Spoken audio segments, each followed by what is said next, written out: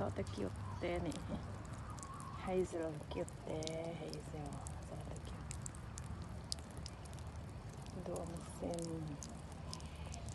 finga xem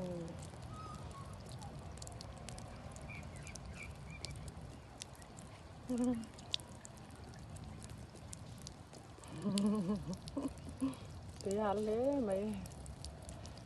bố là đã sắc hin đồ là cái tiếng mình cho hin đồ chỉ là mặc về